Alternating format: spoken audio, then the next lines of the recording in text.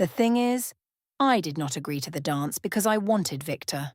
I agreed because Nikolai was watching, and I wanted his calm face to crack in front of everyone. One silver badge clip, 2 glasses of champagne, and of course I called it harmless. By the next week, my husband had turned that slow dance into the first clean line of our divorce. My name is Layla Mansour. I was 33, and I worked as a senior client experience strategist for a fintech events platform. The thing is, I knew how to make people feel chosen in rooms where everyone was being ranked, and of course I called that hospitality instead of control. One silver badge clip, 2 polished shoes, and one husband reading party details like the whole night might fall apart if he missed a comma. Nikolai stood in our apartment hallway with his phone in one hand and the promotion badge in the other. The hallway smelled like floor cleaner and the wool coat he had just brushed before hanging it near the door. His shoes were lined against the wall, black and clean, ready for Friday night.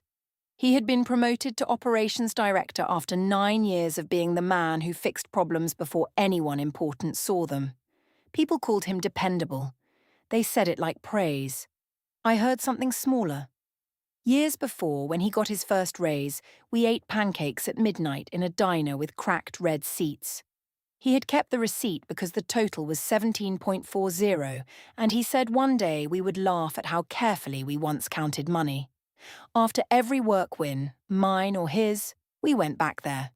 Pancakes, bad coffee, one shared plate of fries if the night had been long. That was real. I do not need to edit that part. Now he was checking the hotel arrival time.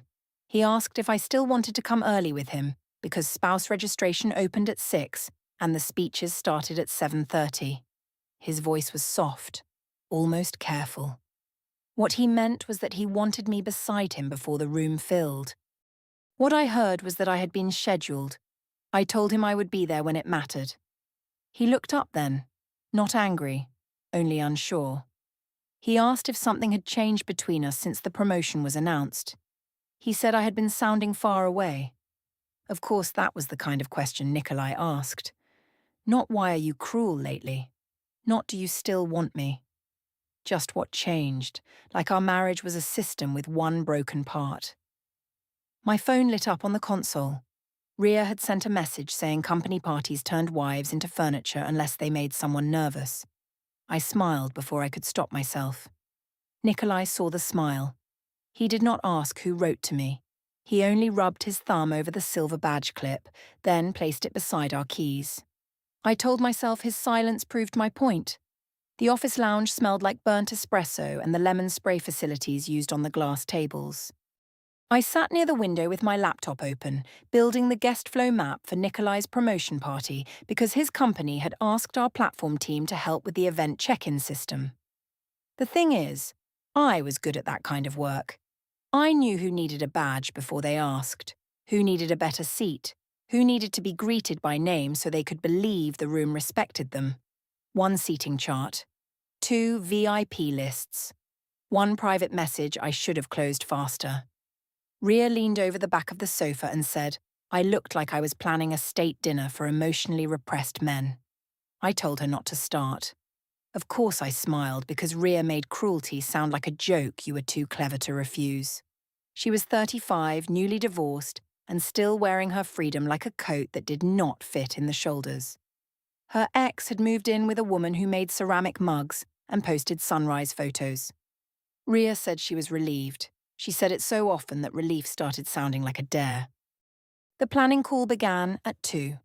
Nikolai's team joined with cameras on, most of them in grey offices with framed values on the wall. Victor Haldane appeared last, sitting in a dark office with books behind him that looked arranged by someone else. He was 47, regional director, and everyone's voice became cleaner when he joined. He thanked me for helping with the promotion event.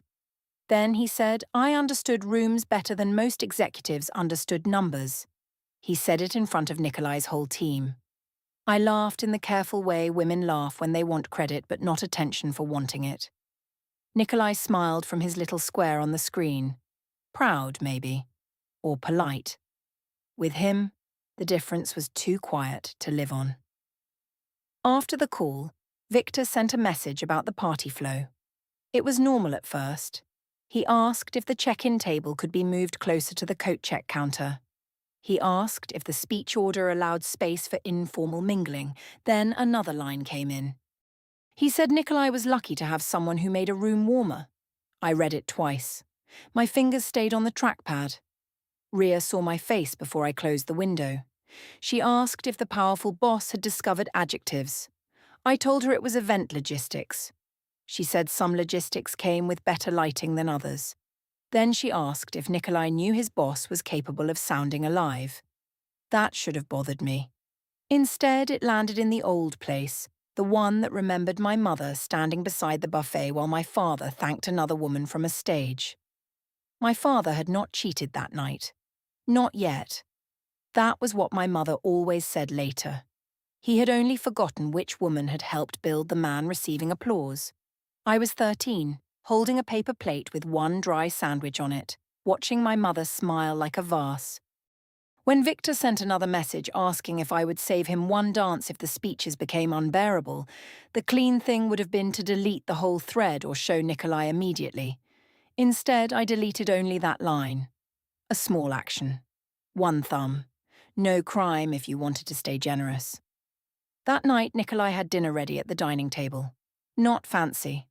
Lentil soup, bread, a small dish of olives because he knew I liked salt when I was tired. The room smelled like cumin and the rain on his coat. He asked how the planning call went. I told him Victor wanted the coat check table moved. He nodded and said, Victor liked entrances to look effortless after other people worked all week. There was an edge in it, small but present. I asked if he was jealous of his own boss's furniture opinions. Nikolai put his spoon down. Not hard. He never gave me that. He said Victor had sent me a private message after the team call. He said he saw the notification when I left my laptop open on the counter. He asked why Victor had my personal number when the company email worked. Specific. Factual. One named thing. That was how Nikolai came to pain. He brought one object to the table and waited for me to admit what it was. I heard something else. I heard my father asking my mother why she had laughed with his colleague after he had already stopped making her laugh himself. I heard a man counting a woman's expression because he had failed to hold it. I told Nikolai that networking was part of my job. I said he was making a message sound dirty because Victor had used my name with confidence. I said, maybe he should be happy his company thought I was useful. His face closed by 1 inch. He said he was not talking about useful. He was talking about private. There was the word, private. As if privacy was where women went to become guilty. I said he only cared because Victor had status. Nikolai said he cared because I had turned the laptop away when he entered the kitchen. 2 seconds. One screen. A movement I had thought belonged only to me. He asked what had happened there. I told him nothing had happened there. That was true in the way half a wall is still a wall. After dinner, he washed only his bowl. Mine stayed on the table under the yellow light. It was a small consequence, almost polite. He went to the bedroom and left the silver badge clip on the console beside the keys. Ria texted later to ask if the husband had started a formal investigation. I answered that he was treating one message like a breach report. Ria sent laughing faces. Cleo did not. Cleo Marsh had been in the office lounge when Victor's message came through. She worked in product marketing and usually joined every joke if the timing was clean. That night, under Ria's laughing messages, Cleo wrote only that Friday might be a long night. I saw the warning. Of course I saw it. Sigh. I decided she was being careful because careful women liked careful men. By Friday morning, Victor had sent the final event notes. No flirtation. No heat. Just clean language. That bothered me more than the other message. It made the warm line feel like something I had imagined and something I wanted repeated. Nikolai left early with his suit bag over one shoulder. He kissed the side of my head near the coffee machine. He said he hoped I would enjoy the night. He said I looked beautiful even though I was still in my robe. His eyes moved to his watch after he said it. That was Nikolai. Desire then schedule. praise with a timestamp attached. 1 robe belt, 2 coffee cups. No reason to feel lonely before breakfast.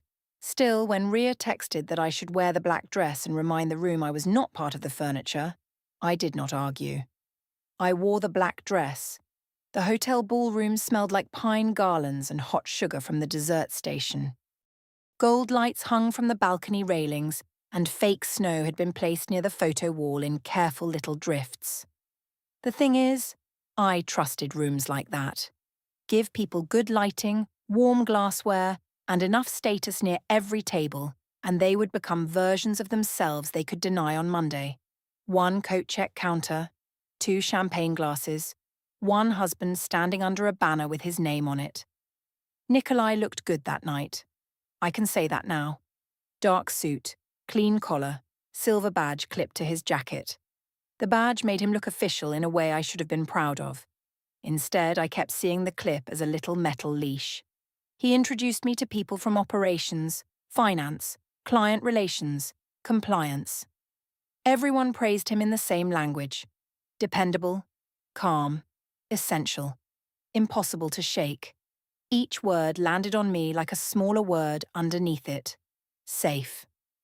Ria arrived late in a green satin blouse and kissed both my cheeks. She whispered that I looked expensive enough to make compliance nervous. I told her not to start, and of course I smiled. Mara Petrov stood near the coat check counter with a drink she had not touched. Nikolai's older sister had always liked me in a measured way. Not cold, not warm without evidence. She hugged me and said Nikolai had been nervous all week but would never admit it. Her eyes moved to my dress, then to my face. I told her he had hidden the nerves under spreadsheets. She said that was still a kind of fear. I did not answer because Victor entered then. Rooms do not turn all at once for men like Victor. They adjust. A shoulder opens. A laugh gets softer. Someone with a better title steps aside before being asked. He wore a dark suit and no badge because people like Victor were known without clips. He congratulated Nikolai first. He said the division had needed someone who understood pressure without drama. Nikolai thanked him. His voice was steady. Too steady for a man being handed the public win he had worked years to reach. Then Victor turned to me.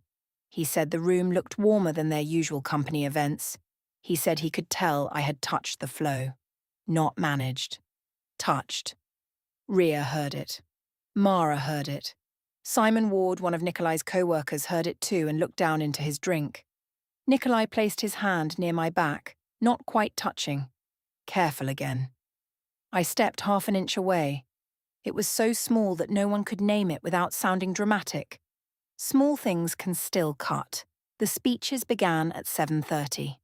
Nikolai stood on the low platform while his manager spoke about crisis nights, failed vendor systems, impossible deadlines, and how Nikolai made chaos boring enough to solve. People laughed. Good laughter. Respectful laughter. I watched him accept praise with his head lowered slightly, like taking too much space would be rude. A familiar anger started under my ribs. My mother had stood beside my father's success and become a shadow. Nikolai was not my father. I knew that. The room did not care what I knew. It cared what I feared. After the speeches, the jazz trio shifted into slow music. People began moving near the dance floor, awkward at first, then warmer after another round of drinks.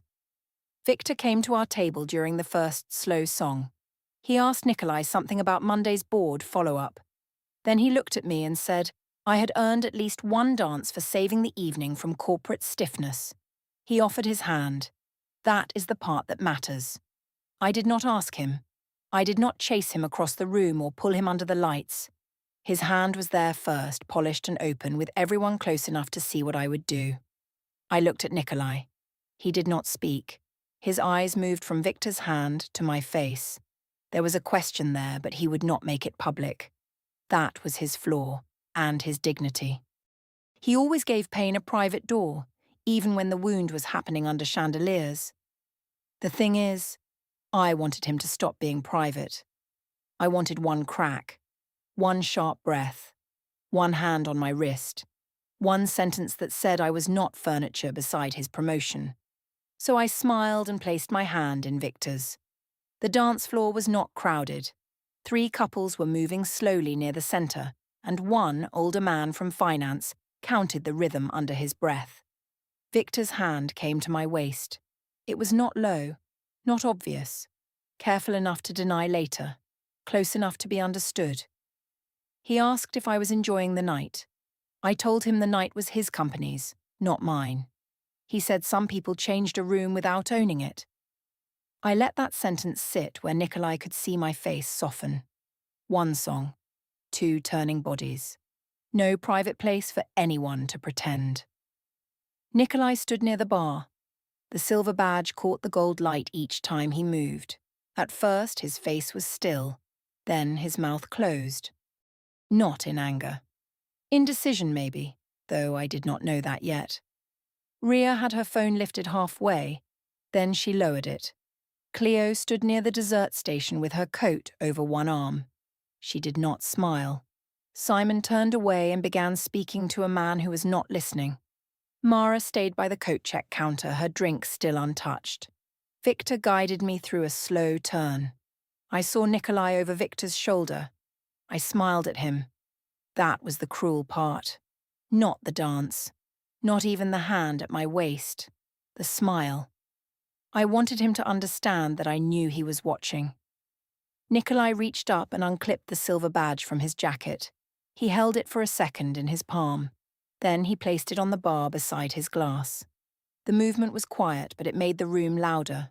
For half a second, something thin opened inside me. The badge looked small there, no longer part of his jacket, no longer proof of the night. It looked like something he had taken off before leaving a version of himself behind. Then Victor said my name softly, and I turned back into the dance. When the song ended, he stepped away first. That should have told me something. Men like Victor knew the exact distance between risk and pleasure. Nikolai came toward me. He did not touch my arm. He did not look at Victor. He asked if we could leave and talk somewhere quiet. His voice did not rise. The quiet was the point.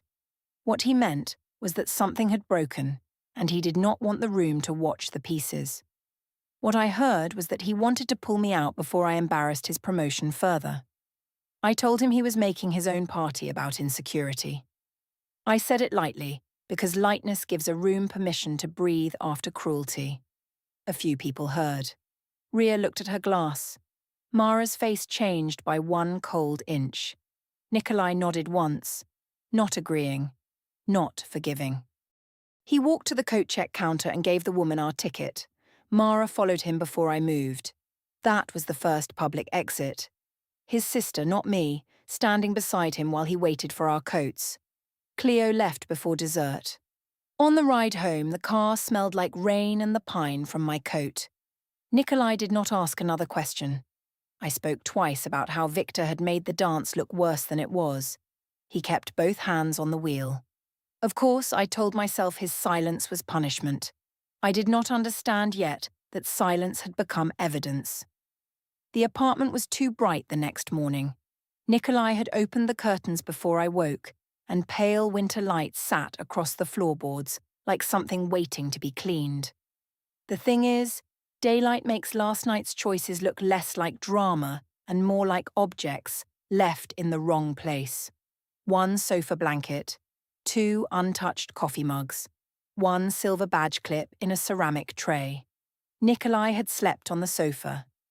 He was still wearing the white shirt from the party, sleeves rolled to his elbows, collar open. His jacket hung over the back of a chair. The badge clip was not on it. It sat in the small tray where we usually dropped spare coins and dry cleaning tickets. I stood in the hallway and looked at it. The clip had his name pressed into silver. Nikolai Petrov, Operations Director. Yesterday, it had been ordinary pride. On the bar, it had become something else. In the tray, under morning light, it looked like a thing removed before it could be touched again. For a few slow seconds, the room arranged itself without my help. Nikolai had not tried to control me in the ballroom. He had stood inside the one night where people finally said his work mattered, and I had made his face part of the entertainment. He had not broken because he was weak. He had stayed standing because every person there worked under someone, watched someone, needed someone not to see too much. The thought came close enough to have shape. Then my phone buzzed on the counter. Ria had written that men always looked most official when they were wounded in public. I picked up the phone before the thought could stay. I typed that Nikolai was performing wounded professionalism. I added that he had taken off the badge like a tragic employee in a training video. I sent it. Then I turned the phone face down. That was how I closed the door. Nikolai came in from the living room. He looked tired in a way I wanted to call theatrical, because if it was theatrical, then I did not have to name what I had done. He asked if I had slept. I said I had slept enough. He nodded and poured coffee into one mug, then stopped before taking down mine. Small consequence. Clean hands. He said the dance was not one mistake. He said it was the latest version of me turning his steadiness into a public flaw. He named the dinner where I called him a risk memo with shoes. He named the message I had hidden from Victor. He named last night, when I looked at him before taking Victor's hand. Specific. Accumulated. No raised voice.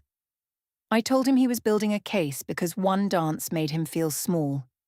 He looked at the badge clip in the tray. He said I had chosen the one room where he could not answer without losing either way. If he reacted, he would look jealous in front of his boss. If he stayed calm, I would use the calm as proof that he did not care. That sentence was too accurate, so I stepped around it. I said he made his promotion party feel like a company audit. I said he had spoken to every guest like they were on a flow chart. I said I was there as his wife, not another person to manage. He did not refute that. His hand stayed on the coffee mug. He said I was right that he had been too careful. He said he knew he made things easier when sometimes I wanted them to feel alive. Then he said, careful did not deserve what I did with Victor. A fair answer is hard to fight. That is why I hated it. I told him he wanted credit for being sad quietly. He said he wanted privacy before last night became the story everyone told about him. Then Mara called. Nikolai looked at the screen, did not answer, and placed the phone face down. A minute later, she sent me a message instead. She said I should not contact Nikolai through her, and she hoped I understood what last night looked like from the coat check counter. Mara never wasted words. That was why the message landed harder than a paragraph. I typed 3 possible answers. 1 made me wounded. 1 made me elegant. 1 made Nikolai sound controlling. I sent none of them. Cleo's message came later, but not to me. I only saw it because Nikolai's phone lit up while he was in the bathroom. She had written that she was sorry she did not say something when the dance began to look deliberate. She said she left because she felt ashamed for laughing at earlier jokes. Deliberate. The words stayed in the kitchen after the screen went dark. I told myself Cleo had always liked moral clarity when she was not the one paying for it. Of course, that sounded better than admitting she had seen me. By noon, I changed tactics. Not apology. Not yet. I could not give him that much ground. I made tea and placed it on the living room table beside his laptop. I sat across from him and told him I understood that the dance looked bad. I said Victor had put me in an awkward position and I had handled it badly. Controlled partial truth, clean edges, no blood. Nikolai listened. His eyes stayed on my face and I had the strange sense that he was not waiting for me to finish. He was checking whether I would ever start. He asked why, if it was awkward, I smiled at him over Victor's shoulder. The tea cooled between us. I said I wanted him to notice me. There, the closest thing to the center. For 1 second, his face softened. Not enough to forgive. Enough to hurt me if I looked directly. He said he had noticed me for 8 years. He said he noticed my tired voice before client pitches, the way I twisted my rings when rooms were too rich, the way I stopped eating when work became heavy. He said maybe he had failed to make noticing look like desire, but it had still been there. What he meant was that he had loved me in the language he knew. What I heard was that I should have been grateful for a love that kept inventories. I told him noticing was not the same as wanting. His face closed again. That afternoon, he took the silver badge clip from the tray and carried it into the spare room, where his desk sat under the window. I followed him as far as the doorway.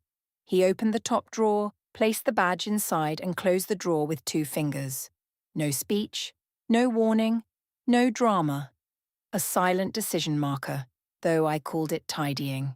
He said he was going to stay with Mara for the night. He said he needed space where nobody would turn the word space into performance. I asked if he was going to make me beg. He picked up his overnight bag from beside the desk. It was already packed.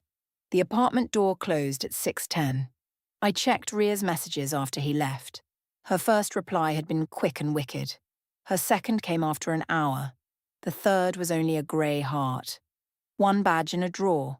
2 cold mugs. No husband in the hallway. That was the first night our apartment sounded like a place that had stopped expecting us both.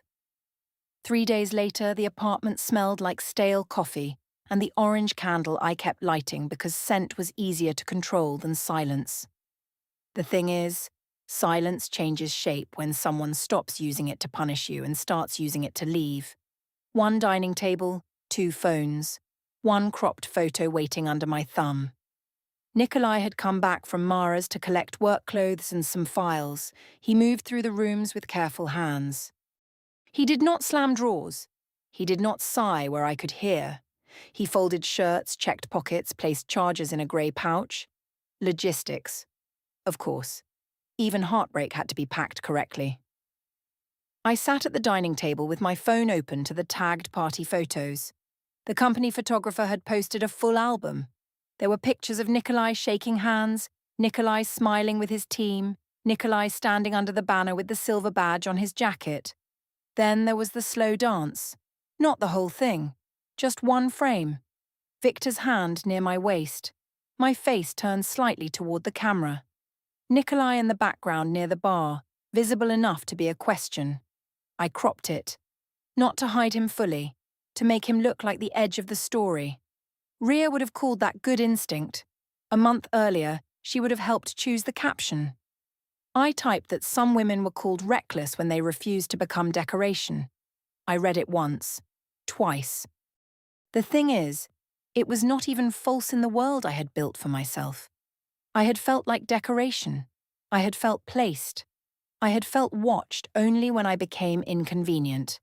So I posted it. Nikolai's phone buzzed before mine did. Then mine began lighting up with reactions, small flames, careful hearts, a few private messages from women who thought they understood the sentence without knowing the room. Nikolai stood by the hallway with a folded shirt in his hand. He looked at his screen for a long time. Then he put the shirt into his bag and came to the table. He said I had made him the villain before he had spoken. His voice was final and clean but not cold. That made it worse. I told him I did not name him. He said I did not have to. His co-workers were in the photo. His boss was in the photo. His promotion banner was behind us. He said I knew exactly how rooms read images because I was paid to teach companies that very thing. That was unfair only because it was true. He sat across from me. Not close. Not far. The table looked too wide for 2 people who had once eaten pancakes from the same plate. He said he could accept that he had failed to make me feel seen. He said he had been careful when I needed warmth. He said he had let work swallow the week of the party and had treated my presence like something confirmed on the schedule. There it was, the thing I wanted from him. An admission with its hands open. Then he said he could not stay married to someone who used his pain as proof of her freedom. I looked at the photo on my screen because looking at his face would have cost more. I said he made that party feel like a company audit. I said he forgot I was there as his wife, not another guest to move through his professional room. He did not answer quickly. That was the one correct thing. He could not refute it. He had checked the seating. He had checked speech timing. He had introduced me with pride but not hunger. He had thanked me like part of the event team. For a second, the truth stood between us without helping me. Then I added that maybe if he had looked at me before Victor did, none of this would have happened. That was where truth became a weapon again. Nikolai stood. He said he would handle things properly. No threats, no legal words, no raised voice. The tone was the threat. I laughed once and said properly was the only language he had ever loved. His hand moved toward the silver badge drawer, then stopped. He did not open it. He only looked at the desk through the hallway, as if checking that something remained where he had left it. That small non-action frightened me more than the drawer closing had. After he left with the bag, I reached for Ria. I sent 3 messages, and Ria answered only with one grey heart. That was all. No joke, no strategy, no voice note telling me I was iconic. Just a small symbol sitting under my panic like a cheap paperweight. I opened the party photo again. Ria had removed her tag.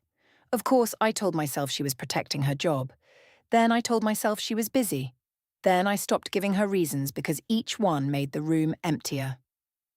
Victor messaged at 5:30. The preview was formal enough to belong to another man.